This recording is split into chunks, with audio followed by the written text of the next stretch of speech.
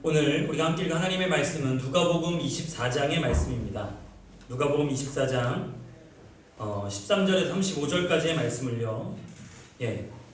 저와 한 절씩 교독하시겠습니다. 누가복음 24장 13절에서 35절까지의 말씀입니다. 마침 그날에 그들 가운데 두 사람이 예루살렘에서 한 30리 떨어져 있는 엠마오라는 마을로 가고 있었다. 그들은 일어나 이 모든 일에 서로 이야기하고 있었다. 그들이 이야기하며 토론하고 있는데 예수께서 가까이 가서 그들과 함께 걸으셨다. 그러나 그들은 눈이 밝아서 예수를 알아보지 못하였다. 예수께서 그들에게 물으셨다. 당신들이 걸으면서 서로 주고받는 이 말들은 무슨 이야기입니까? 그들은 침통한 표정을 지으며 걸음을 멈추었다. 그때 그들 가운데 하나인 글로바라는 사람이 예수께 말하였다. 예루살렘에 머물러 있으면서 이 며칠 동안에 거기에서 일어난 일에 당신 혼자만 모른단 말입니다. 예수께서 그들에게 물으셨다. 무슨 일입니까? 그들이 그에게 말하였다. 나사렛 예수에 관한 일입니다. 그는 하나님과 모든 백성 앞에서 행동과 말씀에 힘이 있는 예언자였습니다. 그런데 우리의 대사관과 주자들이 그들을 연두어서 사형을 받게 하고 십자가에 못 박아 죽였습니다. 우리는 그분이야말로 이스라엘을 구원하실 분이라는 것을 알고서 그분에게 소망을 걸고 있었던 것입니다. 그뿐만 아니라 그런 일이 있은 지 벌써 사흘이 되었는데 우리 가운데서 몇몇 여자가 우리를 놀라게 하였습니다. 그들은 새벽에 일어나다가 그의 시신을 찾지 못하고 돌아와서 하는 말이 천사들의 환상을 보았다는 것입니다. 천사들이 예수가 살아계신다고 말했다는 것입니다. 그래서 우리와 함께 있던 여자들이 그분과 서서히 그 여자들이 말한 대로였고 그들은 두려워하지 않습니다. 예수께서는 그들에게 말씀하셨다. 어리석은 사람들입니다. 예언자들이 말한 모든 것을 믿는 마음이 그렇게도 무디니 말입니다. 그리스도가 만약에 이런 고난을 겪고서 자기 영광에 들어가야 하지 않겠습니까? 그리고 예수께서는 모세와 모든 예언자에게서부터 시작하여 성경 전체에서 자기에 관하여 써놓은 일을 그들에게 설명하여 주셨다. 그 예수는 자기를 가려고 하는 마을에 가까이 이르렀다. 그런데 예수께서는 더 멀리 가는 찾았다. 그러자 그들은 예수를 만류하여 말하였다. 저녁 때가 되고 날이 이미 저물었으니 우리 집에 묵으십시오. 예수께서 그들의 집에 묵으려고 들어가셨다. 그리고 그들과 함께 음식을 섭주시려고 앉으셨을 때 예수께서 빵을 들어서 축복하시고 떼어서 그들에게 주셨다. 그제서야 그들의 눈이 열려서 예수를 알아보았다. 그러나 한순간에 예수께서는 그들에게 사라지셨다. 그들은 서로 말하였다. 길에서 그분이 우리에게 말씀하시고 성경을 우리가 열어주실 때 우리의 마음이 우리 중에서 뜨거워지지 않았습니까? 그들이 곧바로 일어나서 예루살렘에 돌아오니 11제자와 또 그들과 함께 있던 사람들이 모여 있었고 모두들 주님께서 시위하시고 시몬에게 나타나셨다고 말하였습니다. 그래서 그 두 사람도 길에서 겪은 일과 빵을 떼실 때에 비로소 그를 알아보게 된 일을 이야기하였다. 아멘. 네, 한 주간도 잘 지내셨죠? 감사합니다. 폭풍 같은 리액션 너무너무 감사합니다. 한 주간 잘 지내신 분이 딱 한 분인 걸로 제가 그렇게 이해하겠습니다. 네, 다시 한번 우리 옆에 계신 분들 좌우를 살펴보면서 인사하겠습니다. 하나님이 여러분과 함께 하십니다. 네, 하나님이 당신을 축복하십니다. 네, 하나님께서 함께 하시고 하나님께서 축복하시는데 이렇게 잠잠할 수가요. 네. 대한민국은 현재 2024년 12월 3일 저녁 전직 대통령의 그 계엄 선포로 오늘에 이르기까지 참 혼란스러운 상황을 겪고 있습니다. 벌써 5개월째가 돼가고 있잖아요. 근데 이런 갈등이 우리나라 국민들을 서로 분열하게 하고 서로 갈라지게 하고 경제와 외교 이런 여러 가지 부분에서 고전을 면치 못하고 있는 것이 형편입니다.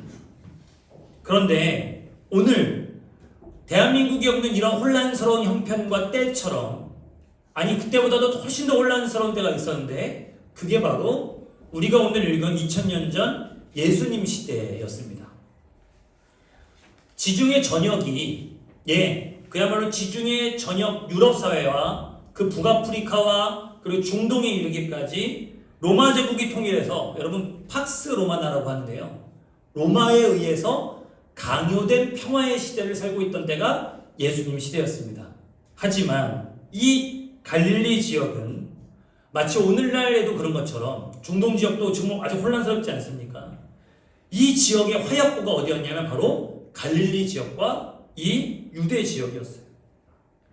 스스로를 메시아로 자처하면서 로마의 반란을 일으키고 크고 작은 소요 사태가 일어났던 횟수가 예수께서 태어나신 AD 00부터 AD 60년까지 45차례가 있었다고 합니다. 그러니까 거의 1년 반마다 한 번씩 반란이 일어났던 거죠. 소요가 일어났던 겁니다. 그리고 그 가운데 그 한복판에 바로 예수께서 활동하셨습니다. 그러니 예수가 일으키시는 운동, 그래서 수많은 군중들이 예수를 쫓는 그 모든 현상에 여러분 대제사장 무리들이나 로마 총독부나 촉각을 곤두세울 수밖에 없었던 겁니다. 생각해 보세요. 여러분 베세다 들판에서 5,000명의 장정들을 배불리 먹였습니다. 거기다가 여러분 장정만 5,000명이었지 그 자리에 모였던 사람들 다 추산하면 2만 명 정도 돼요. 2만 명 여러분 배부르게 먹이고 그 손에다가 칼과 창과 몽둥이만 쥐어주면 여러분 이거 바로 붕괴되는 겁니다. 그러니 여러분 대제사장 무리가 어떻게든 저 예수의 무리를 흩으려고 하고 어떻게든 예수를 잡아 죽이려고 했던 것이 이해가 안 가는 바는 아닙니다. 로마도 마찬가지였죠. 여러분 게다가 예수님 직업이 뭐였습니까? 전직 직업이 목수셨죠. 전형적인 노동자 계급이셨습니다. 귀족층이 아니라 제사장 계층이 아니라 전형적인 노동자 계층에서 평민들과 함께 소통하실 수 있었던 분, 평범한 백성들의 언어로 그들에게 꼭 필요한 말씀을 주시던 분이 예수셨기 때문에 사람들은 예수에 열광할 수밖에 없었던 거죠. 그래서 저들은 정치적으로도 대제사장 무리와 로마의 본디오 빌라도와 같은 정치가들은 정치적으로도 예수를 죽여야 하는 이유가 있었던 것이고 그들이 우려하던 문제, 그들이 걱정하던 문제는 거꾸로 일반 백성들 뿐만 아니라 제자들조차 기대하고 있었던 겁니다. 네, 그걸 기대하고 있었어요. 뒤집어 엎으시면 우리한테 명령만 주시면 우리의 손에 몽둥이만 쥐어주시고 때려 잡아라라고 얘기하시면 얼마든지 우리가 움직일 텐데. 그런데 그런 예수님을 따르던 모든 사람들의 기대가 언제 끝났습니까? 예수님께서 맥없이 붙잡혀서 십자가에서 죽으시던 순간 12제자들과 그를 따르던 모든 무리들의 소망과 기대가 다 끝나는 순간이 어디였냐면 골고다 언덕 십자가였습니다. 그분의 비참한 모습을 보면서 자신들이 꿈꾸던 세상이 이제 끝났다라고 그들은 생각했을 겁니다. 그런데 여러분 지난주에 읽었던 24장 1절부터 12절 말씀과 오늘 본문의 글로바의 이야기에도 언급되다시피 예수께서 부활하셨다라고 하는 소문이 제자들 사이에서 돌기 시작합니다. 그래서 우리 24장 19절부터 24절까지의 말씀을 같이 읽겠습니다. 24장 19절부터 24절입니다. 같이 읽겠습니다. 시작. 예수께서 그들에게 물으셨다. 무슨 일입니까? 그들이 그에게 말하였다. 나사렛 예수에 관한 일입니다. 그는 하나님과 모든 백성 앞에서 행동과 말씀에 힘이 있는 예언자였습니다. 그런데 우리의 대제사장들과 지도자들이 그를 넘겨주어서 사형 선고를 받게 하고 십자가에 못 박아 죽였습니다.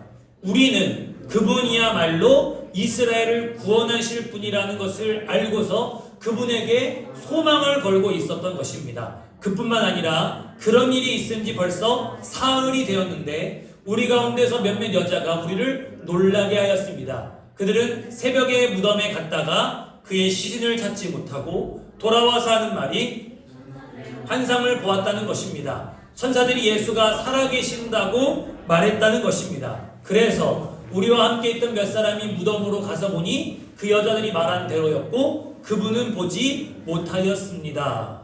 이게 지금 예수께서 부활하시고 제자들 사이에서 이야기되고 회자되고 있는 내용입니다. 부활하신 소식을 이 제자들이 들었어요. 십자가에서 죽으시고 소망이 끝난 게 아니라 여러분 부활하셨다는 소식을 들었습니다. 근데 이 들었던 두 제자가 지금 어디로 가고 있죠? 어디로 가고 있을까요? 네, 오늘 제가 이 묵상지를 우리 회의 때문에 묵상지를 안 만들었는데 13절을 보시면 엠마오라고 하는 마을로 가고 있었습니다. 아마도 엠마오는 오늘 이 두 제자 중에 한 사람의 이름은 기록되거든요. 글로바라고 하는 제자의 이름은 기록되는데 또 한 사람은 이름이 밝혀지지 않았지만 아마도 그의 아내였을 것이라고 추정이 됩니다. 두 부부가 예수를 정말 열심히 따랐습니다.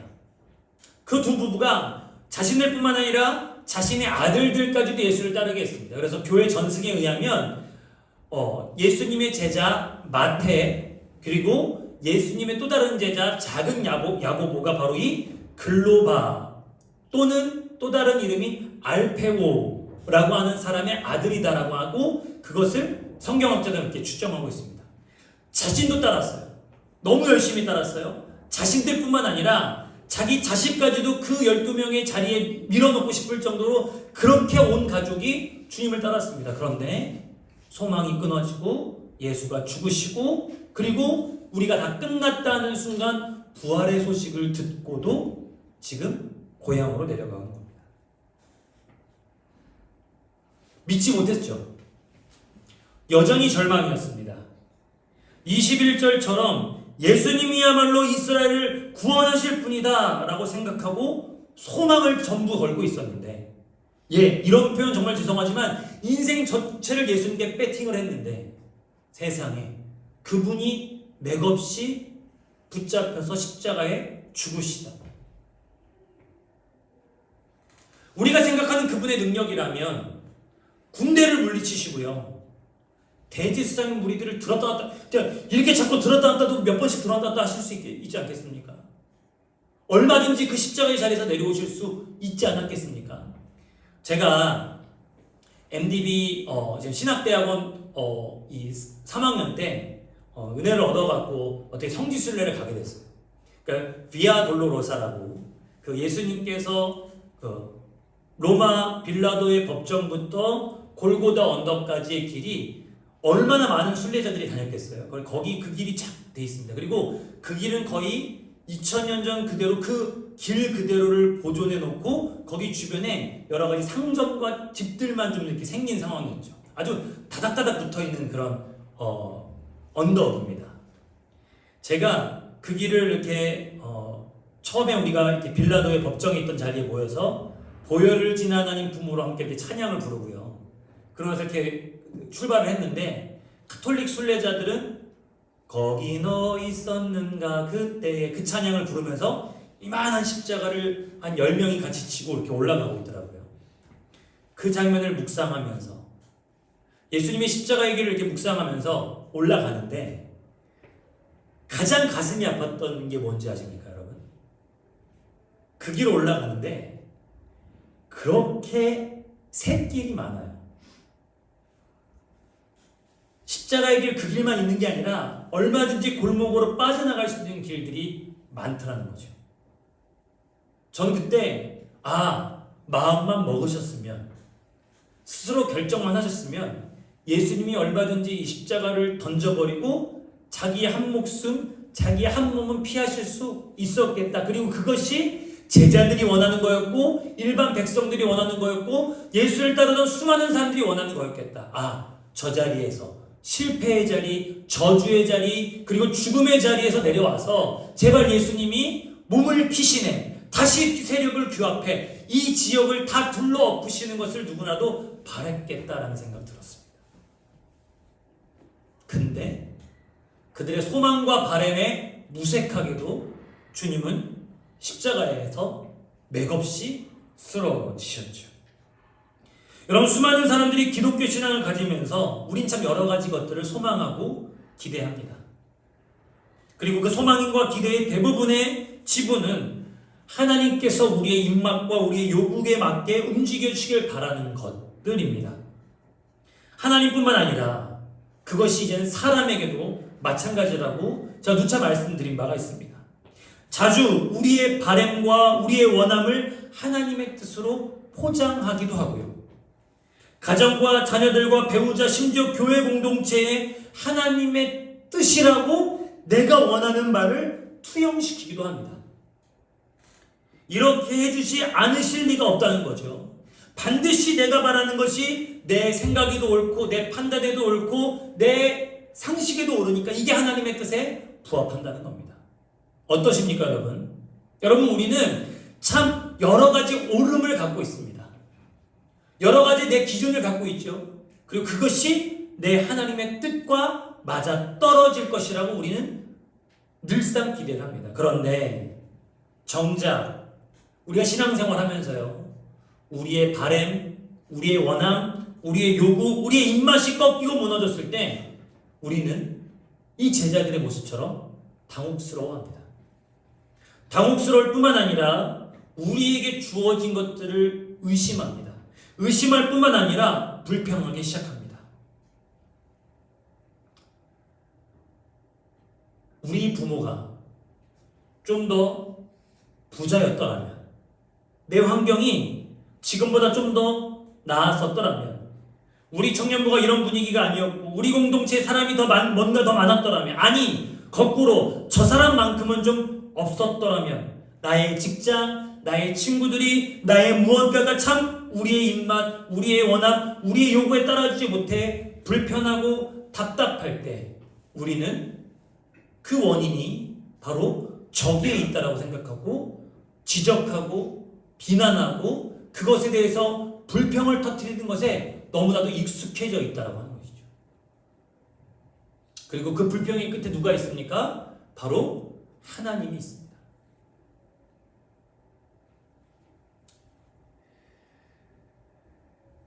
여러분, 그런 우리의 불평과 불만이 결정적으로 드러나는 때가 언제입니까? 언제예요? 힘들 때예요? 어려울 때입니까? 우리의 그런 하나님 앞에 원하는 바가 이루어지지 않은 그 모든 것에 대한 불평이 드러나는 때 언제냐면 바로 예배 때입니다. 예배 때 어떤 모습이냐면 바로 이 두 제자처럼 하나님께 대해서 어떤 기대도 갖지 않고 있는 게 바로 우리의 예배라고 하는 거죠. 하나님께서 일하시려는 기대가 없습니다. 하나님께서 내게 말씀하시려는 소망이 없습니다. 나에게 오늘 하루, 오늘 한 주, 지난 그날들의 상처에 그것을 해결해 주시는 하나님의 그 귀한 은혜의 말씀을 기대하지 않고 소망하지 않습니다. 마치 부활의 소식을 듣고도 시리에 빠져서 엠마오 고향 땅으로 돌아가는 이 두 사람처럼 말이죠. 사랑하는 예배자 여러분, 예수님 부활하셨습니다. 할렐루야! 라는 말처럼 오래 믿고 교회 문지방을 동해물과 백두산이 마르고 닳도록 밟아내는 우리가 이 말처럼 식상하고 의미 없는 말이 또 어디에 있겠습니까? 글로바와 그의 아내의 마음이 꼭 그러했습니다. 여러분, 우리 같으면, 나 같으면 무덤 비었다고 했으면, 누가 무덤이 비었다고 하면 가보기라도 하겠네. 가보지도 않고 이상하긴 한데 더 이상 소망이 없고 끝났다라고 여기는 두 사람의 모습. 고향으로, 여러분, 이거는 고향으로 몸만 내려갈 뿐만 아니라 하나님의 뜻에서도 이들은 내려가고 있습니다.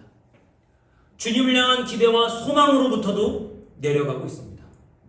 이들과 똑같은 모습이 누구한테 나타나냐면 바로 12제자입니다. 우리 요한복음 21장 말씀 좀 같이 볼까요? 같이 읽겠습니다. 시작.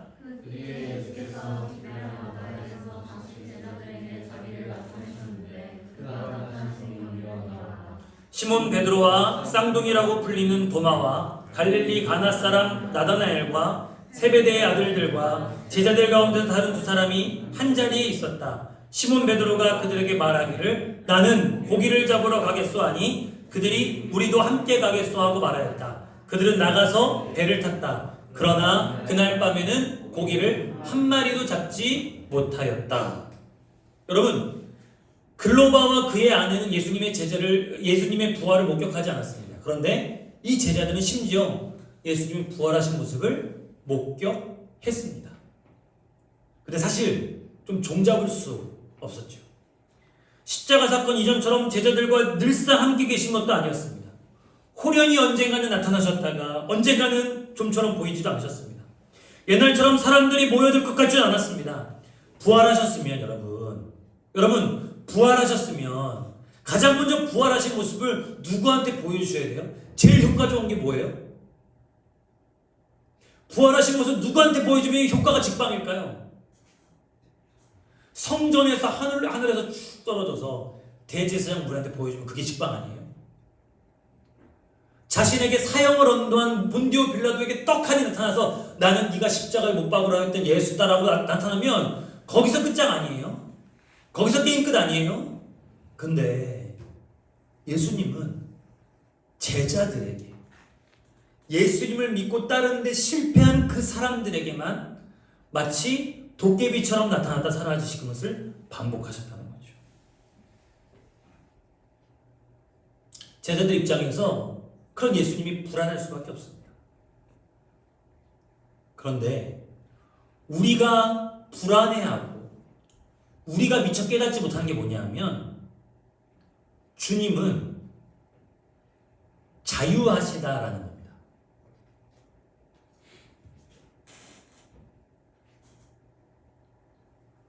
주님이 자유하십니다, 여러분. 그 말인즉슨 하나님은 하나님의 계획과 하나님의 생각과 하나님의 방법대로 일하실 자유가 있으시다는 겁니다. 여러분들의 기도를 듣지 않으셔도 돼요. 여러분들의 영혼을 구원하지 않으셔도 되는 분이 하나님이십니다. 우리를 멸망으로도 몰아넣으실 수 있고 생명으로도 인도하실 수 있는 것이 바로 하나님의 자유입니다. 여러분. 제가 왜 이걸 이야기하냐면 여러분 우리 지난주인가요? 사자와 어린 양이라는 찬양 불렀잖아요. 여러분 왜 예수님을 유다 지파의 사자라고 표현했을까요? 사자는 거칠 게 없습니다. 밀림에서. 아프리카 정글에서 거칠 게 없습니다. 통제할 방법도 없고 통제할 수단도 없습니다. 사자는 그런 존재였어요. 옛날부터. 양처럼 길들일 수 있는 게 아니라 말과 소처럼 같이 살 수 있는 존재가 아니라 사람이 어찌하지 못하는 존재, 나타나면 사람이 두려워 떨 수밖에 없는 존재가 바로 사자라고 하는 거죠.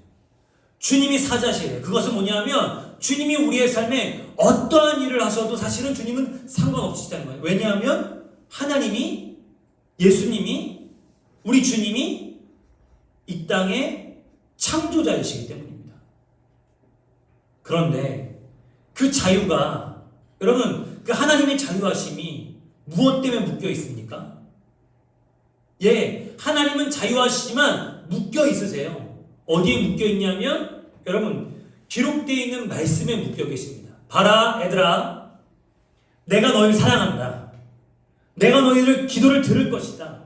내가 너와 함께 할 것이다. 나의 자유를 제한하고 나의 모든 걸 다 제한해서 내가 너와 함께 있을 것이다 라고 약속하십니다. 그것이 하나님의 성품이고 그것이 하나님의 약속의 신실함입니다.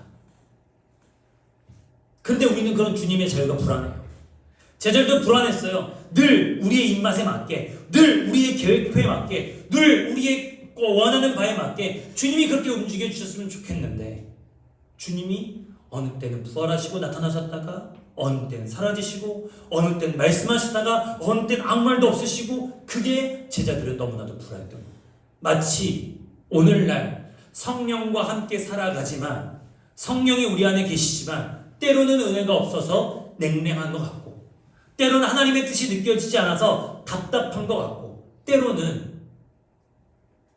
도대체 우리를 향한 하나님의 뜻이 무엇인지 몰라 불안해하는 우리처럼 말이죠. 예, 우리는 주님의 자유가 불안합니다. 주님이 우리의 통제에 따르지 않아서 불편합니다.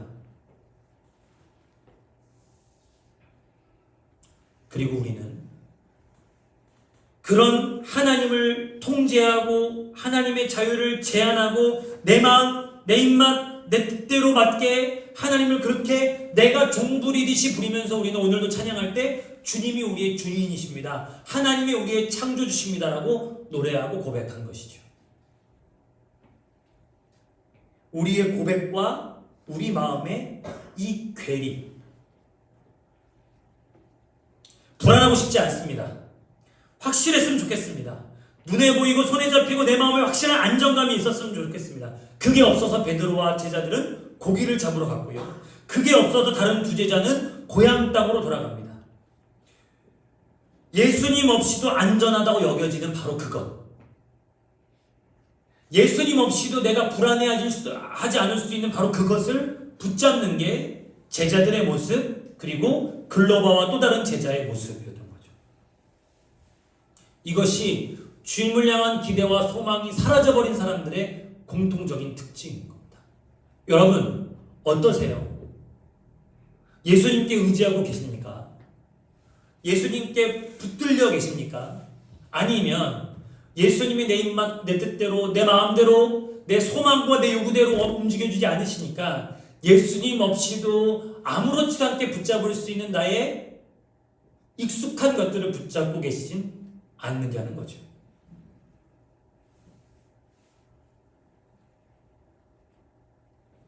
그런데 그들이 돌아가고 있는 이 실패의 길에 예수님이 나타나십니다. 우리 15절부터 17절까지의 말씀 같이 읽겠습니다. 15절부터 17절입니다. 시작. 그들이 토론하고 있는데 예수께서 가까이 가서 그들과 함께 걸으셨다. 그러나 그들은 눈이 가려져서 예수를 알아보지 못하였다. 예수께서 그들에게 물으셨다. 당신들이 걸으면서 서로 주고받는 이 말들은 무슨 이야기입니까? 그들은 침통한 표정을 지으며 걸음을 멈추었다. 저는 이 이야기에서 저에게 제일 위안이 되고 안심이 되는 부분이 바로 이 지점입니다. 여러분, 두 제자가 내려가고 있는 고향 땅은 실패의 자리였습니다. 절망의 자리였습니다. 예수께서 부활하셨다는 엄청난 소식을 듣고도 전혀 믿음으로 받아들이지 않는 불신앙의 길이 엠마오로 가는 길이었습니다. 그런데 그런 길에 실패와 절망과 불신앙의 길에 예수님이 나타나 가까이 계셨습니다. 그리고 그들과 함께 걸으셨던 거죠. 여러분, 우리는 때로는 한참을 어긋납니다. 때로는 예수님 없이도 할 수 있는 손쉬운 것들만 붙잡습니다. 기대와 희망은 바싹 말라버린 채 스스로도 용납 못하고 남도 이해 못하는 어리석은 결정들로 우리를 채울 때도 있습니다. 그런데 말입니다. 그 길에 예수께서 가까이 계십니다. 우리가 죄를 지을 때라도, 우리가 주님 말고 다른 걸 붙잡을 때라도 우리와 함께 걸으십니다. 다만 우리 눈이 가려져서 예수님을 알아보지 못했을 뿐이죠. 엠마오로 가던 두 제자는 자신들 곁에 계신 분이 예수님인 줄도 모르고 있습니다. 그리고 자신들의 집에 머무시게 하고 떡을 떼어주셨을 때 비로소 눈이 열려서 예수님을 알아보았죠. 성경은 이렇게 여러분, 사람들의 눈이 열리는 이야기들을 기록하고 있는데, 또 다른 구절을 보시면 우리 사도행전 9장입니다. 우리 같이 한 목소리 읽겠습니다. 시작.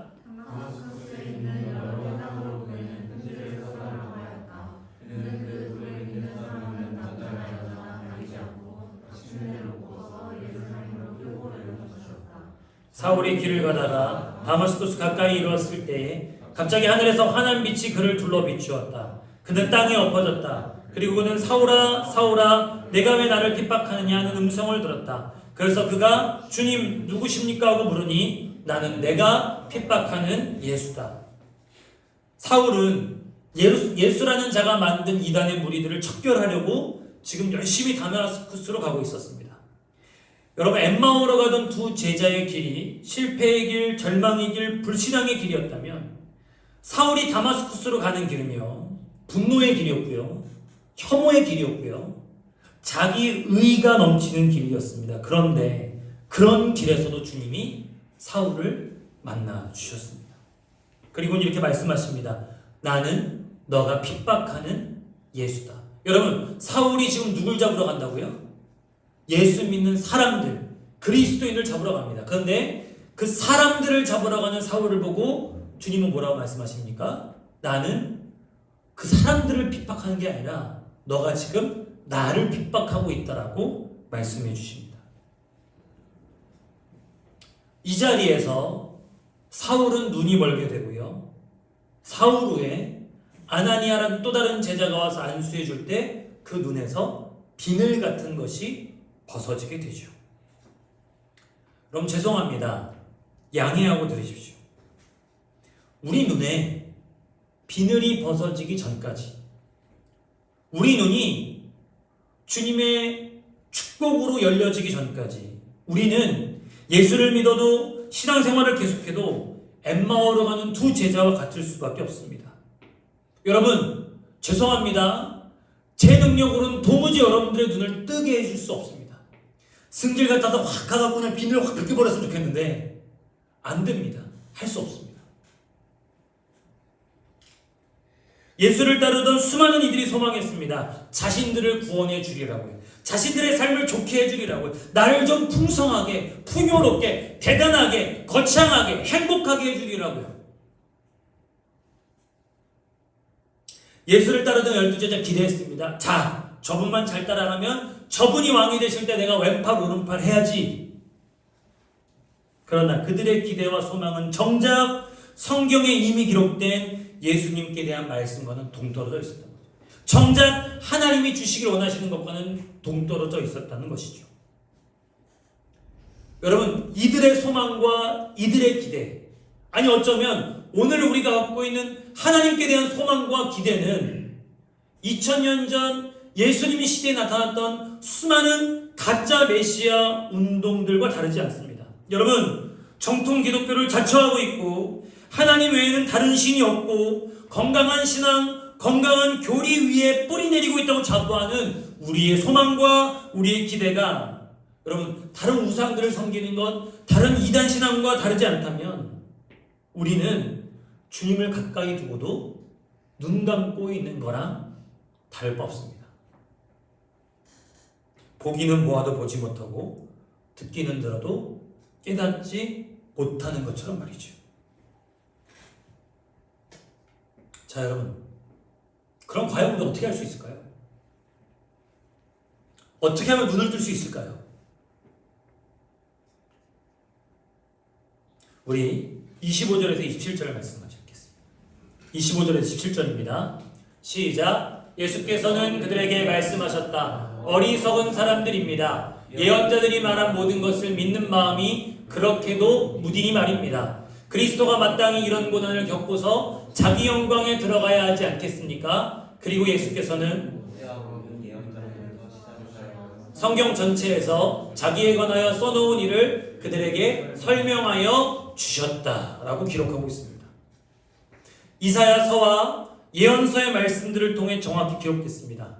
하나님께서 보내주시는 구원자는 군림하고 지배하고 통솔하고 정복하는 지배자의 모습이 아니라고 말입니다.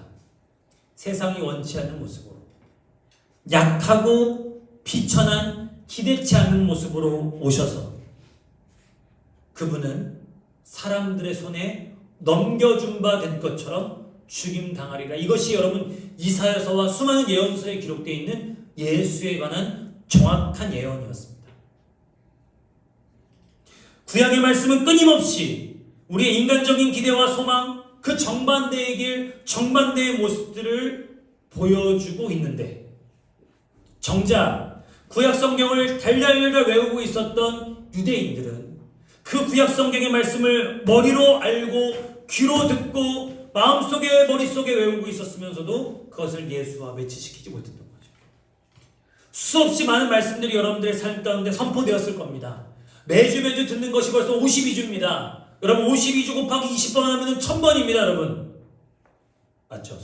산수 1000번입니다. 네, 제가 산수에 약해서 1000번의 말씀이 우리의 삶 가운데 선포가 됐어도 그것이 마치 이 유대인들처럼 구약에 선포되어 있는 그 말씀이 나를 향한 말씀이다.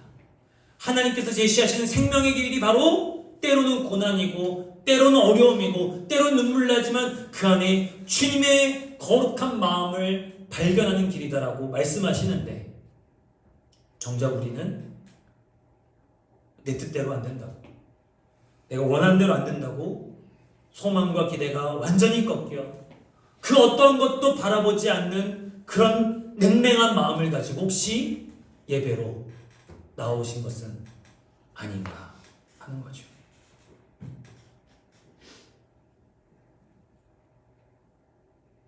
제가 좋아하는 조선시대의 한 문구가 있습니다. 사랑하면 알게 되고 알면 보이나니 그때 보이는 건 전과 같지 않으리라. 보여요. 압니다. 근데 사랑하게 됐을 때 그때 보이는 거는 이전과는 전혀 다른 것이라는 거죠. 여러분, 신앙이란 그런 겁니다. 그냥 머리에 청국도장 꽝 찍고 교회만 다니는 것이 아니라 하나님과 우리가 온전한 관계로 들어간다고 한다면 때론 여러분 마치 연애할 때 친구 사이에 우리가 서로 진실된 관계가 되기 위해서 때로는 내 생각을 버리고 내 뜻을 버리고 내 고집을 버리고 상대방의 이야기를 경청하고 그의 생각과 그의 마음을 내가 받아들이는 것처럼 우리가 온전한 신앙생활, 우리가 생명의 길로 걸어가는 신앙생활을 하고자 한다면 여러분, 우리는 우리의 생각과 우리의 기대와 또한 우리가 바라는 바들을 잠시 내려놓고 주님의 마음을, 주님의 생각을, 주님의 사랑을 있는 그대로 받아들여야 되지 않을까요? 그리고 그 진면목을 만날 때 아마 우리도 이들처럼 이렇게 고백할 겁니다. 우리 32절입니다. 32절입니다. 같이 읽겠습니다. 32절입니다. 네. 찬양이 아니라요? 네, 32절입니다. 같이 읽겠습니다. 시작. 그들은 서로 말하다가 길에서 우리에게 말씀하시고 성경을 풀이하여 주실 때 우리의 마음이 우리 속에서 뜨거워지지 않았습니까? 여러분, 공교롭게도 그들이 돌아갔던 고향 땅 엠마오의 헬라어 뜻이 뭐냐면요, 온천이란 뜻이에요. 따뜻한 샘이 있는 곳. 아마 거기는 자신들을 뜨겁게 해줄 수 있을 것이라고 여기던 바로 그곳이었을 겁니다. 그런데 그들이 그 말씀을 풀어주시고 예수에 대해서 발견하고 예수의 진면목을 그들이 받아들였을 때 온천이 아니라 외부의 환경이 아니라 자신들 안에서 뜨거워짐을 경험하게 됩니다. 여러분, 사랑하면 알게 되고 알면 보이나니 그때 보이는 건 전과 같지 않으리라. 주님을 사랑하는 마음으로 우리의 마음이 전환된다면 그 생명을 더 알고 싶어서, 주님을 더 알고 싶어서, 주님께 가까이 나아가고 싶어서 우리의 마음을 주님께로 결정한다면 아마도 다른 외부의 어떤 것들이 우리를 뜨겁게 하고 다른 어떤 외부의 것들이 우리를 부욕해 하고 다른 어떤 외부의 것들이 우리를 풍족하게 하는 것이 아니라 우리의 마음 깊숙한 중심으로부터 주님께서 뜨겁게 하심을, 부욕해 하심을, 풍요케 하심을 경험하게 될 줄 믿습니다. 생명은 다른 데 있지 않습니다. 우리의 생명은 다른 데 있지 않습니다. 다른 어떤 것도 우리를 살릴 수 있지 않습니다. 오직 주의 말씀을 통해 예수를 알아갈 때 우리의 마음 깊숙한 곳으로부터 하나님의 거룩한 생명이 우리를 살리게 되는 줄 믿습니다. 사랑하는 여러분, 권면합니다. 4월을 마지막 마무리하고 5월을 시작하면서 다시 한번 권면합니다. 다시 한번 여러분, 제가 해드릴 수 없고 다른 누군가도 해줄 수 없는 우리 눈의 비늘을 벗기 위하여 하나님의 말씀 앞으로, 하나님의 보좌 앞으로 더 가까이 나아가는 저와 여러분들 되길 주님의 이름으로 소망합니다. 간절히 소망합니다. 여러분, 그 생명의 길로 저와 여러분들이 함께 걸어가 그 생명의 은혜를 충만하게 누리는 더 너시 예배자들 되시기를 주님의 이름으로 축복합니다.